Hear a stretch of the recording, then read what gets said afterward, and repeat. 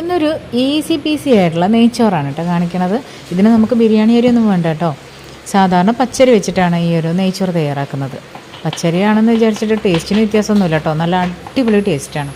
അപ്പോൾ അതിനായിട്ട് ആദ്യം തന്നെ ഞാൻ സവാള അരിഞ്ഞ് വെച്ചിട്ടുണ്ട്. ഇനി ഞാനിവിടെ പച്ചരി എടുക്കുന്നത് 2 കപ്പാണ്. ഇനി ഇത് നമുക്ക് നന്നായിട്ടൊന്ന് വാഷ് ചെയ്തെടുക്കണം. അപ്പോൾ പച്ചരി ഓരോ അരിയും വ്യത്യാസം ഉണ്ടാവും, അപ്പോൾ വെള്ളത്തിൻ്റെ അളവും വ്യത്യാസം ഉണ്ടാവും. ഞാനിപ്പോൾ ഇവിടെ 2 കപ്പ് അരിക്ക് 4 കപ്പ് വെള്ളം എടുത്തിട്ടുള്ളത്. ചിലപ്പോൾ ഒരു അര കപ്പ് കൂടുതലൊക്കെ എടുക്കേണ്ടി വരും കേട്ടോ ചില അരിക്ക്. അപ്പോൾ ഇവിടെ ഞാൻ കറക്റ്റായിട്ടുള്ള ഇരട്ടി വെള്ളമാണ് എടുത്തിട്ടുള്ളത്. ചിലത് വെള്ളം കുറവാക്കേണ്ട പച്ചരിയും ഉണ്ടാവും കേട്ടോ.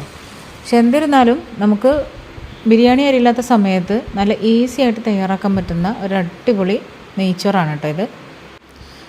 അപ്പോൾ ഇനി അതിലേക്കുള്ള വെള്ളം ഞാൻ കെറ്റിലിൽ തിളപ്പിക്കാനായിട്ട് വെച്ചിട്ടുണ്ട്.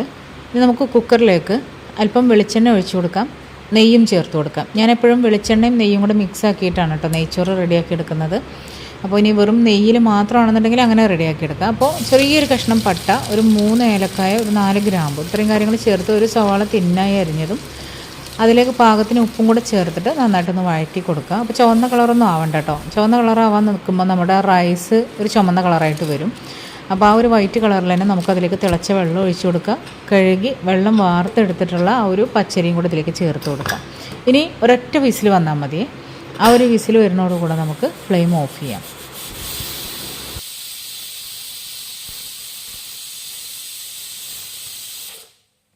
അപ്പോൾ ഇതാ ഒറ്റ വിസിൽ വന്നപ്പോഴേക്കും നമ്മൾ ഫ്ലെയിം ഓഫ് ചെയ്തു. ഇനി ആവി കംപ്ലീറ്റ് പോയതിന് ശേഷം നമുക്ക് ഈ ഒരു കുക്കറിൻ്റെ അടപ്പ് തുറക്കാം. അപ്പോൾ കണ്ടില്ലേ, നല്ല അടിപൊളിയായിട്ട് വിട്ട് നിൽക്കുന്ന ആ ഒരു പരുവത്തിൽ തന്നെ നമുക്ക് ആ ഒരു റൈസ് കിട്ടിയിട്ടുണ്ട് കേട്ടോ.